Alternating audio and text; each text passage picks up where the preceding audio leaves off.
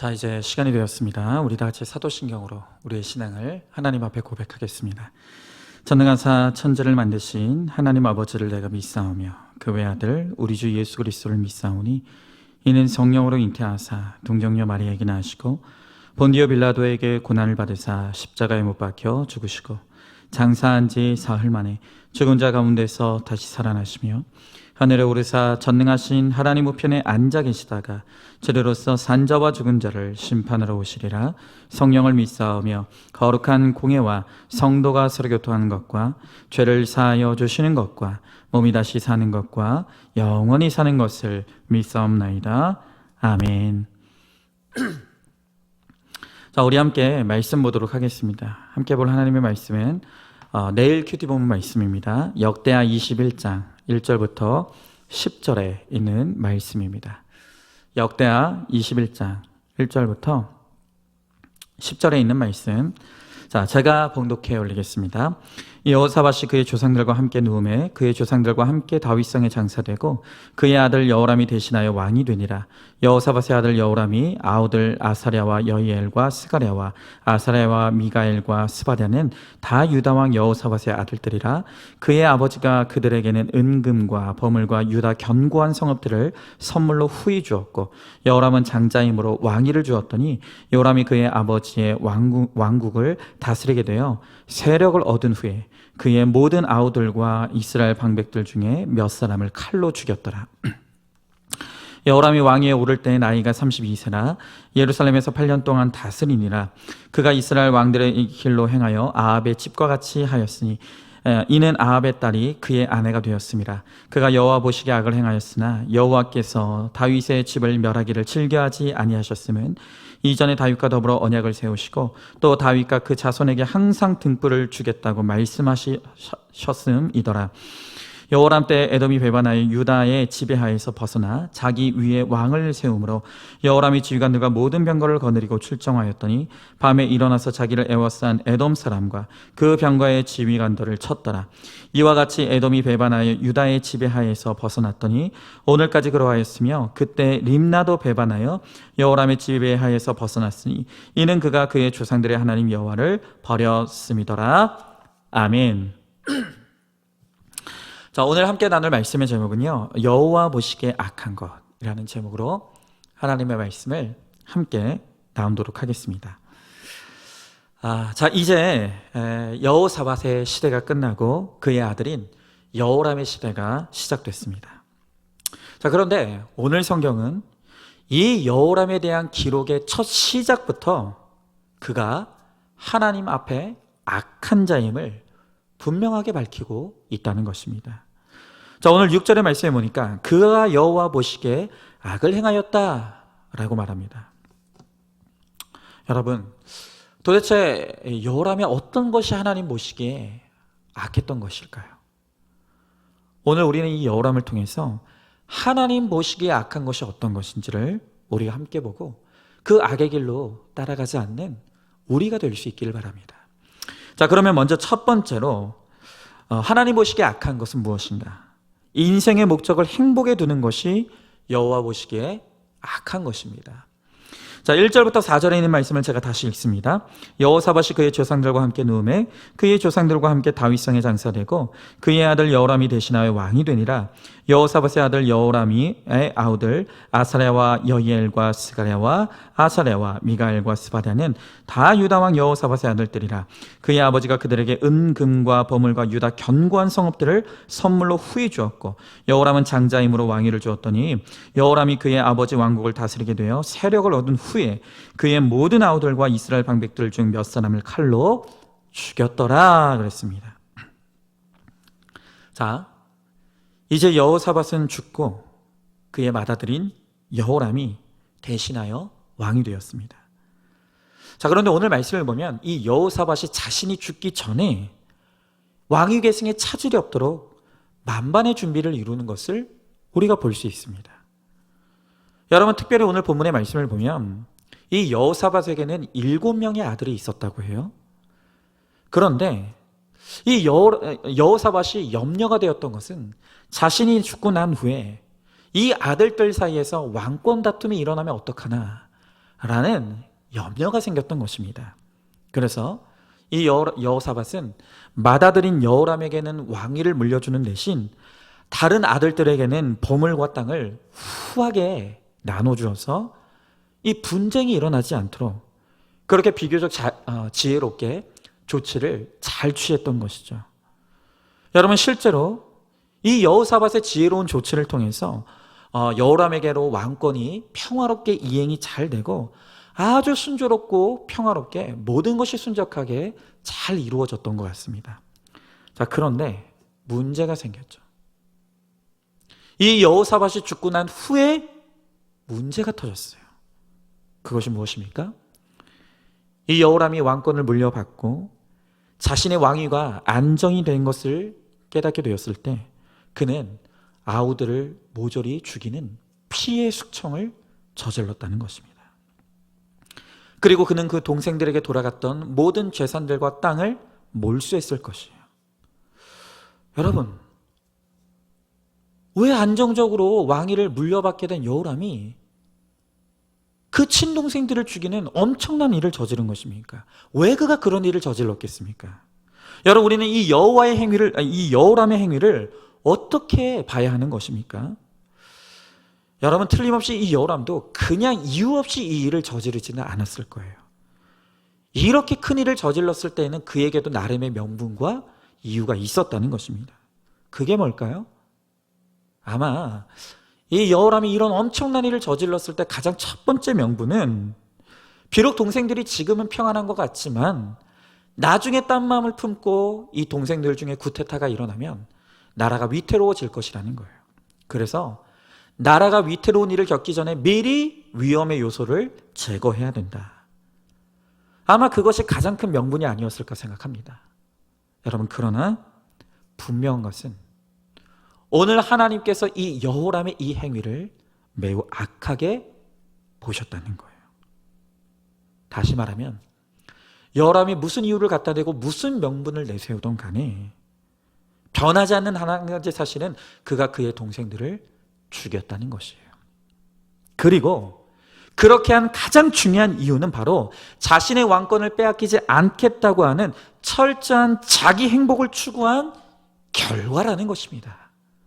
여러분, 그러니까 이 여호람이 무슨 이유로 포장을 하건 간에 이런 엄청난 일을 저지른 가장 중요한 이유는 무엇이냐면 자기 행복 추구라는 거예요. 자기의 행복을 위한 것이었다는 거예요. 여러분, 오늘 우리는 이 여호람을 보면서 오늘 이 세상 사람들이 추구하는 자기 행복의 가장 중요한 속성 하나를 보게 되는 거예요. 여러분, 그것이 무엇입니까? 그게 바로 이기심이에요. 여러분, 이 행복이라는 단어만큼 좋은 단어가 또 있을까요? 행복이라는 것만큼 우리가 간절히 바라는 것이 없을 것입니다. 그런데요, 여러분, 하나님도 우리의 행복을 원하십니다. 신명기 10장 13절의 말씀에 보면 이렇게 나와 있어요. 내가 오늘 내 행복을 위하여 내게 명하는 여호와의 명령과 규례를 지킬 것이 아니냐. 여러분, 지금 성경이 우리들에게 말씀하시는 것이 무엇입니까? 하나님도 오늘 우리의 행복을 원하신다는 거예요. 여러분, 그러나 이 세상에서 추구하는 행복의 속성을 보면 그것은 하나님 나라의 행복의 개념과는 전혀 달라요. 여러분, 오늘 이 타락한 이 세상 사람들이 추구하는 행복의 속성이 무엇입니까? 그것은 바로 철저히 남을 밟고 희생시켜서 얻는 이기적인 속성이 오늘 이 세상 사람들의 행복 안에는 있다는 것입니다. 여러분, 저는 오늘 이 여호람의 모습을 보면서 그에게 딱 알맞는 표현 하나가 생각이 났어요. 그게 뭐냐? 그것은 바로 암적인 존재라는 표현이에요. 여러분, 여호람을 보고 있으면 그야말로 정말 이 사람은 암적인 존재입니다. 여러분, 왜 우리는요 여호람같이 자기 행복을 위해 남을 짓밟고 희생시키는 사람들을 암에 비유할까요? 여러분, 우리가 이 암세포라는 것은요 사실 단순합니다. 이 암세포는요 철저히 자기 행복을 추구하는 세포예요. 뭐라고요? 자기 행복을 추구하는 세포가 암세포라는 거예요. 그런데 이 문제는 뭐냐? 이 암세포가 자기 행복을 실현하기 위해 주변의 모든 정상세포들을 다 파괴시켜버린다는 게 문제인 거예요. 그리고 모든 영향을 이 암세포가 혼자 독식하는 거예요. 여러분, 그래서 우리 암 환우들을 보면 이 몸이 말라가고 기력이 떨어지죠. 그 이유가 여기 있는 거예요. 온몸에 골고루 돌아가야 될 영양분을 이 암세포가 혼자 다 먹어버리는 거예요. 여러분, 암은요, 그냥 그저 자기 행복을 추구할 따름인 거예요. 그런데 문제는 뭐냐 하면 이 암세포가 자기 행복을 추구한 결과로 주변의 모든 것이 죽고 짓밟히고 황폐해져 버리는 거예요. 여러분, 그래서 의학 전문가들이 이 암세포를 일컬어서 뭐라고 부르냐면 이기적인 세포다, 이렇게 정의를 합니다. 자, 여러분, 그런데 이 암세포의 아이러니가 뭔지 아십니까? 이렇게 나 혼자 행복하겠다고, 나 혼자 살겠다고 그렇게 이기적으로 자기 행복을 추구하지만 결과적으로는 이 암세포도 결국엔 죽게 된다는 것이에요. 여러분, 바로 이거예요. 여러분, 이 세상에 타락한 이 세대의 사람들이 추구하는 행복에는 그 뿌리 깊은 이기심이 있어요. 그러나 이 이기적인 자기 행복의 추구는 남도 불행해지만 결과적으로는 나도 불행해지는 속성이 있다는 거예요. 여러분, 우리 한번 낙태를 생각해 보자고요. 낙태가 죄인 첫 번째 이유가 무엇입니까? 그것은 하나님이 그것을 죄라고 말씀하시기 때문이에요. 여러분, 우리 하나님의 백성들은요, 굳이 다른 이유를 생각할 필요가 없어요. 하나님께서 그것을 죄라고 하시면 우리는 그것을 죄라고 여기면 되는 거예요. 그러나 그럼에도 불구하고 낙태가 죄인 또 다른 한 가지 이유가 무엇인가? 여러분, 오늘 이 세상에서 낙태를 합리화하고 정당화하는 사람들이 주장하는 것이 무엇이냐면 여성들의 자기 행복 추구예요. 여성들이 자기 자신의 행복을 추구할 권리가 있다는 거예요. 그리고 그 권리를 보장하기 위해서 낙태를 허용하라는 것이에요. 자, 그런데 여러분, 바로 이 지점에서 우리가 반드시 물어야 될 게 있어요. 여성들이 자기 자신의 행복을 추구합니다. 자기 자신의 행복을 추구할 권리를 주장하고 있어요. 자, 그러면 도대체 뱃속의 태아의 행복은 누가 보장합니까? 뱃속의 태아가 행복할 권리는 도대체 누가 지켜주냐는 것입니다. 여러분, 오늘 여성들이, 일부의 여성들이 자기 행복을 위해 태아를 죽여도 된다라고 한다면 도대체 그것이 오늘 여호람이 자기 행복을 위해 동생들을 죽이는 행위와 다를 것이 뭐가 있냐는 거예요. 무엇이 다르냐는 거예요. 여러분, 뱃속의 태아는 사람이 아니니까 죽여도 된다라고 말하겠습니까? 그렇지 않아요. 이미 수많은 연구를 통해서 객관적으로 밝혀진 사실이 무엇입니까? 태아의 뱃속에 아이가 하나의 수정체를 이루어서 단 12주만 지나면 완벽한 인간의 형태를 갖추게 된다는 거예요. 비록 크기만 다를 뿐 이 세상에 나와 있는 우리나 12주가 지난 뱃속의 태아나 똑같은 사람이라는 거예요. 여러분, 그런데도 그게 살인이 아니라고 주장한다면 도대체 그것을 하나님이 어떻게 동의하시겠냐는 거예요.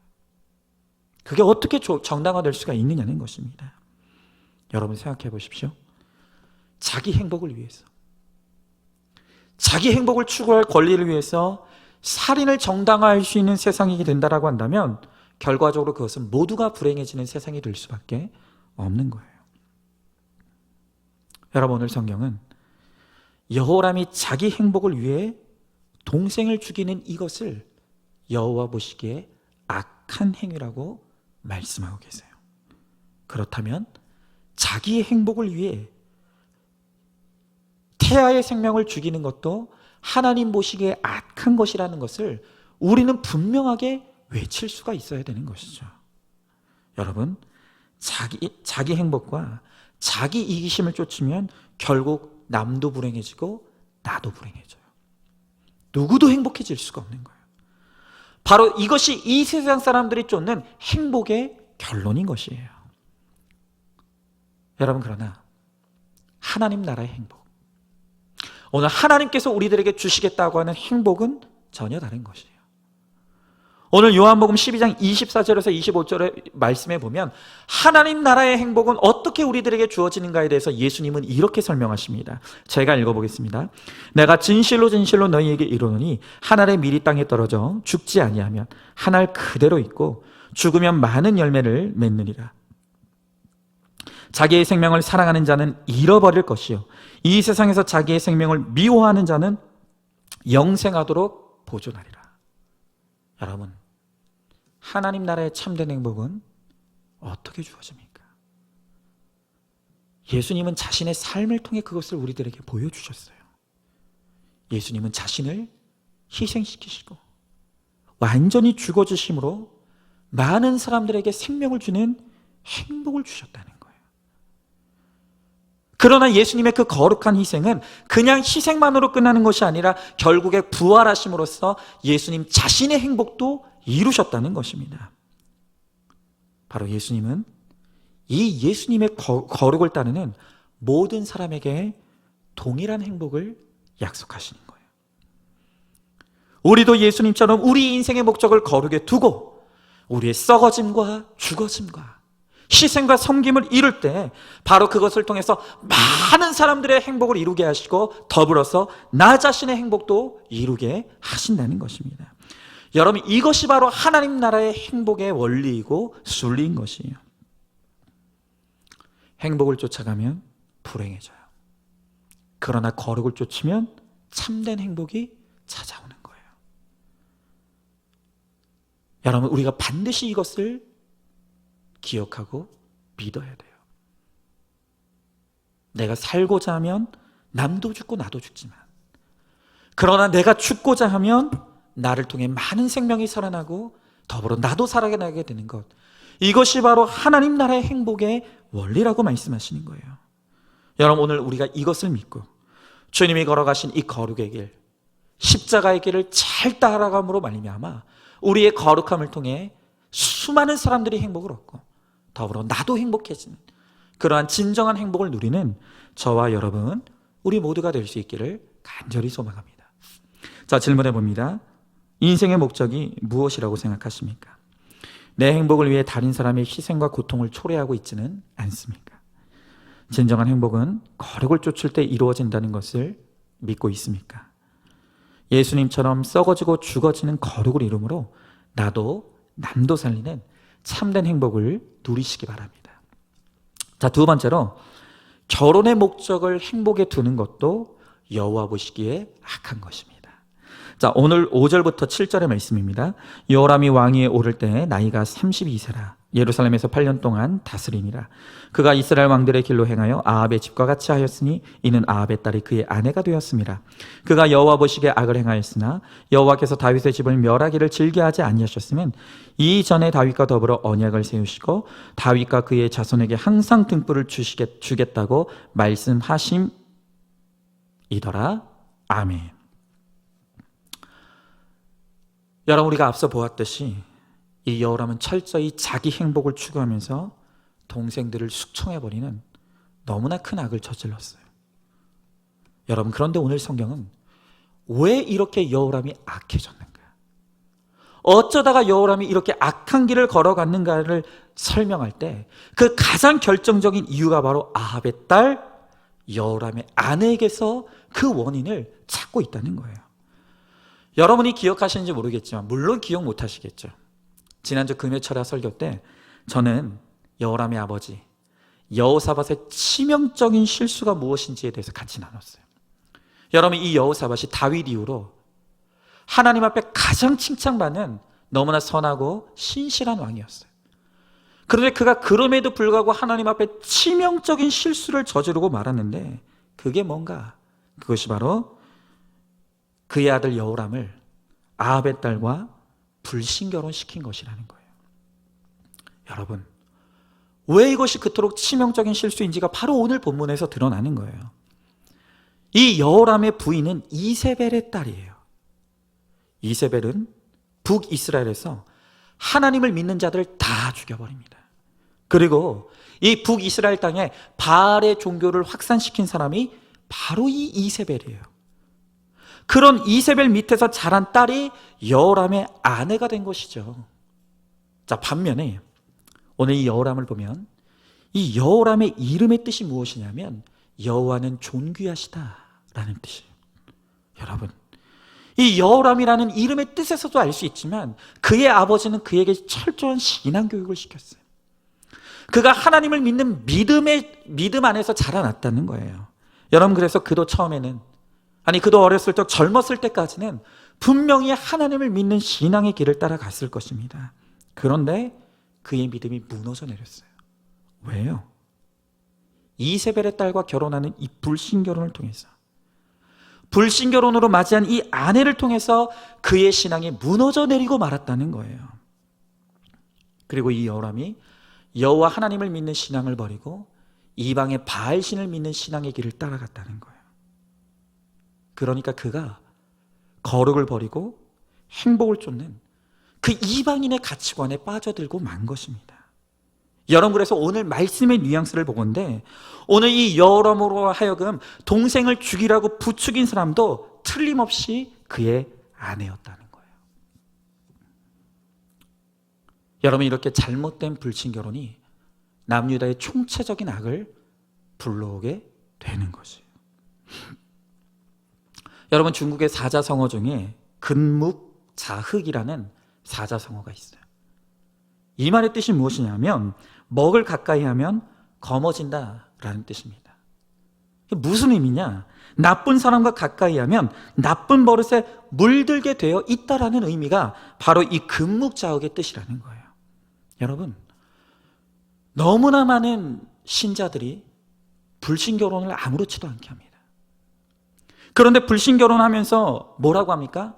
내가 결혼해서 배우자를 믿게 하겠다는 거예요.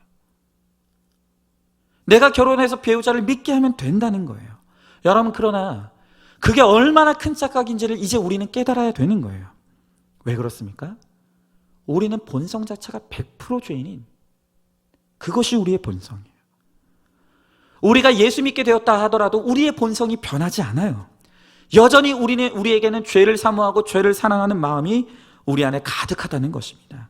여러분, 그렇기 때문에 신자와 불신자가 결혼하게 될 때 불신자가 신자에게 끌려오는 것보다 신자가 불신자에게 끌려가는 경우가 훨씬 더 많을 수밖에 없다는 거예요.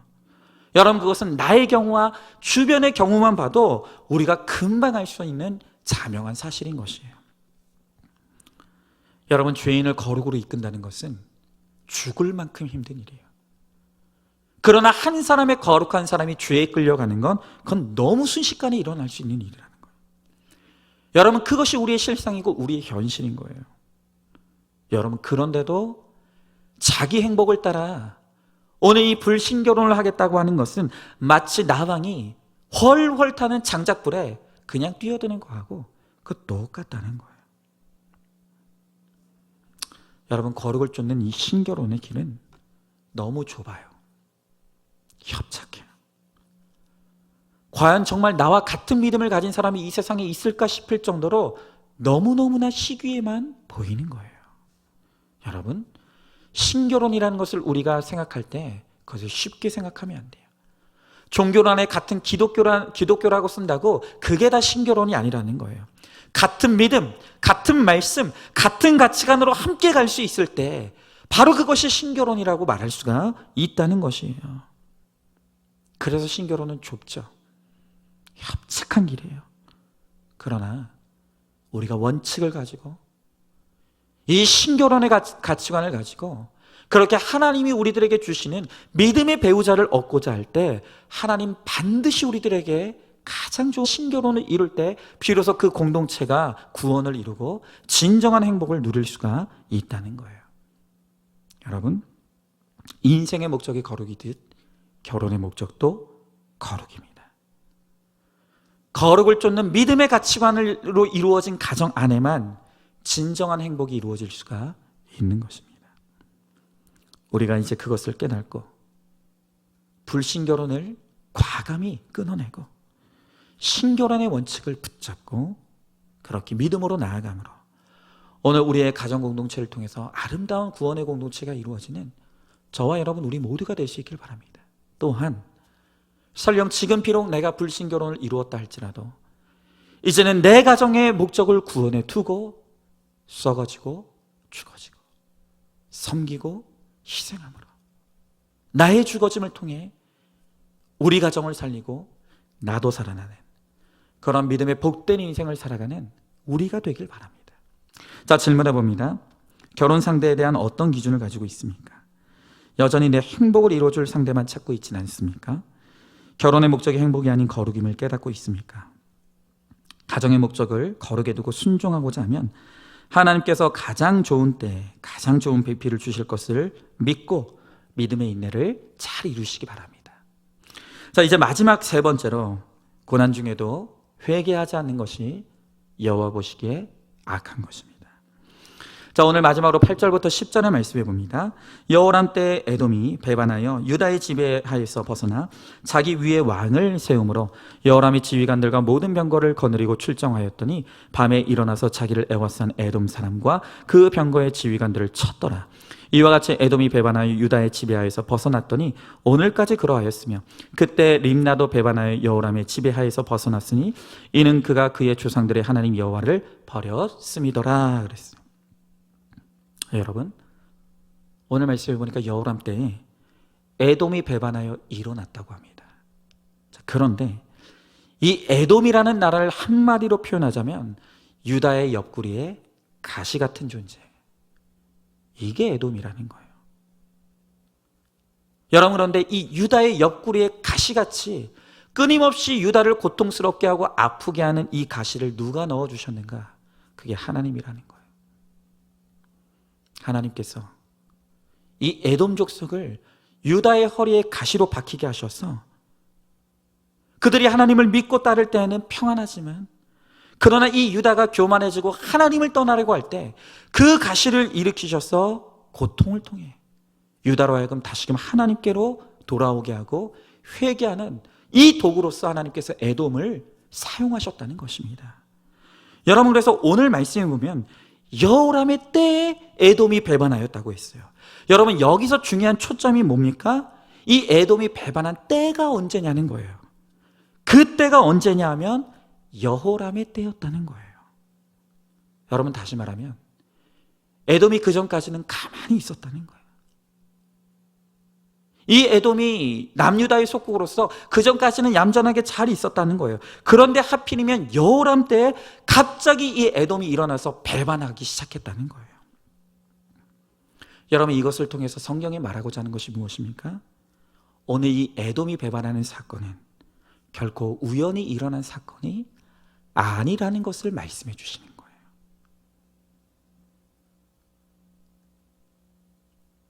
오늘 하나님은 여호와의 길을 버리고 악을 행하는 이 여호람을 돌이키고 회개시키기 위해서 에돔의 배반을 사용하시는 거예요. 가시처럼 찌르는 에돔이 배반하는 고통을 통해서 이것이 하나님의 징계라는 것을 깨닫고 주님께 돌아오게 하시려는 것이 바로 오늘 이 에돔의 배반의 의미라는 것입니다. 여러분, 우리도 마찬가지죠. 오늘 우리에게도 마치 내 옆구리의 가시처럼 끊임없이 나를 찌르고 아프게 하는 존재들이 있어요. 마치 가시처럼 나를 찌르는 사람이 있고요, 가시처럼 나를 찌르는 문제와 사건이 있고요, 가시처럼 나를 찌르는 질병이 있어요. 여러분, 그것이 누구이고 그것이 무엇입니까?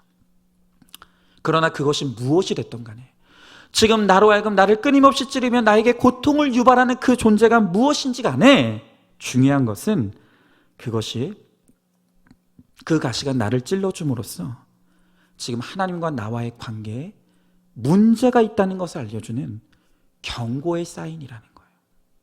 바로 그 고통이 지금 나에게 영적인 문제가 생겼다라고 하는, 나와 하나님 사이에 관계에 문제가 생겼다라는 것을 가르쳐주는 하나님의 사랑의 경고의 사인이라는 것입니다. 여러분, 우리가 우리 몸의 통증을 싫어하죠. 저도 아픈 거 정말 싫어합니다. 왜냐하면 우리 몸에 통증이 발생할 때 그것이 우리를 불편하게 하고 괴롭게 하기 때문이에요. 여러분, 그런데 놀라운 것은 이 통증이라는 것이 반드시 우리 몸에 존재해야 되는 이 통증의 역할과 기능이 있다는 거예요. 여러분 이 사실을 아십니까? 통증이 비록 우리에게 괴로움을 주지만 반드시 이 통증이 있어야만 하는 그 역할과 기능이 있다는 거예요. 여러분 이 통증의 기능이 무엇입니까? 이것은 일종의 우리 몸의 경고 사인이에요. 경고 사이렌과 같은 역할을 하는 것이에요. 이런 거죠. 여러분 우리의 몸의 어딘가에 이상이 생기고 또한 질병이 생기면 우리 몸은 그곳에 이 이상이 생겼다라고 하는 이 신호를 보내죠. 그게 바로 통증이라는 거예요. 우리의 몸이 잘못된 것이 발생했을 때 우리 몸은 스스로 통증을 유발시켜서 지금 그 지점에 문제가 발생했다고 빨리 조치를 취해야 된다는 것을 우리 몸이 우리에게 신호를 보내는 거예요. 그리고 그 통증의 강도가 강하면 강할수록 그곳에 지금 많은 문제가 있다는 것을 알게 하는 거죠. 여러분 그럼 만약에 우리 몸에 통증이 없어진다면, 우리가 만약에 우리 몸에 통증을 느끼지 못하게 된다면 어떤 일이 벌어질까요? 그렇다면 우리는 우리의 몸에 이상이 생겼음에도 불구하고 그것을 알지 못하게 돼요. 방치하겠죠. 그러다가 더 큰 병이 걸리게 되고 심지어 죽음에 이르게 될 수가 있는 거예요. 무슨 말입니까?